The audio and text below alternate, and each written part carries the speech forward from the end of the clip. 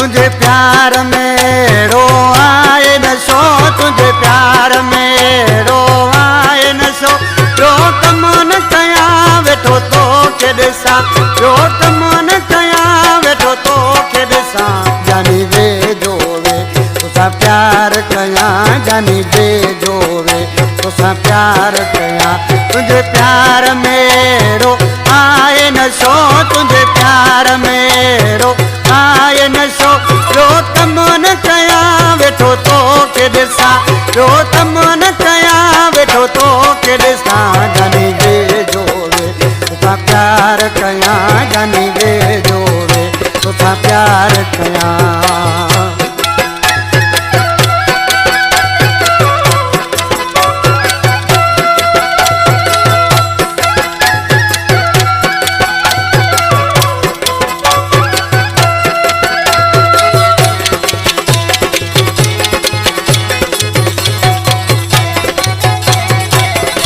Small थियो मूं तेरा दिया, तुझो प्यार खपे ॿियो कुझु न खपे।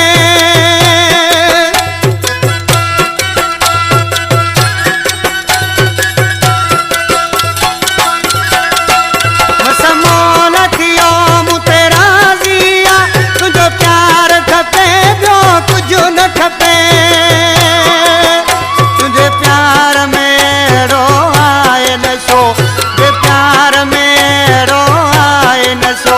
रो तमन कया वेठो तो के ॾिसां, रो तमन कया वेठो तो के ॾिसां। जानी वे जो वे तुसां प्यार कया, जानी वे जो वे तुसां प्यार कया।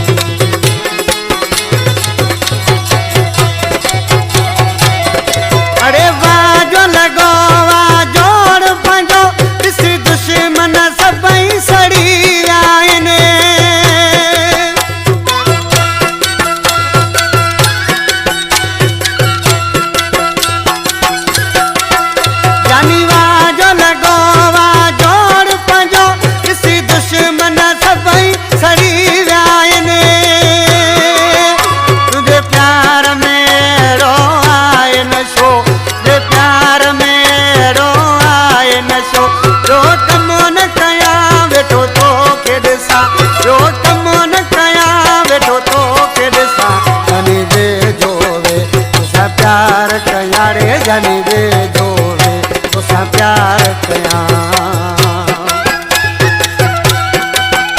खुशखबरी खुशखबरी, जीअं त असां वटि शादी, मंगणी, तोहर, सालगिरह ऐं ॿियनि खुशियुनि जे मौक़े ते पंहिंजे मिटनि माइटनि ऐं अज़ीज़नि जे नाले सां सहरा लाॾा असां खां ठहिरायो सिंध जे बहितरीन फनकारनि जी आवाज़ में। उन सां गॾोगॾु नात, हमद, नुहा ऐं कलाम, सियासी गीत ऐं पंहिंजे नाले सां शाइरी ठहिराए सघो था।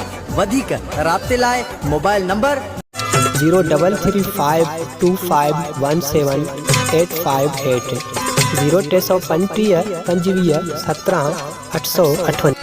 अली अमद छुटो पाए भलो भलो यार कयो तई माशाअल्लाह।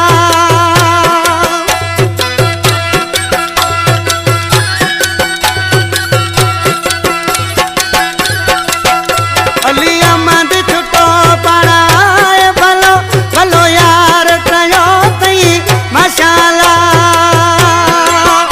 तुझे प्यार में रो आए नशो, तुझे प्यार में रो आए नशो। ॿियो कम न कया वेठो तो के ॾिसां, ॿियो कम न कया वेठो तो के ॾिसां। जानी वे जो वे तुसां प्यार कया, जानी वे जो वे तुसां प्यार कया। तुझे प्यार में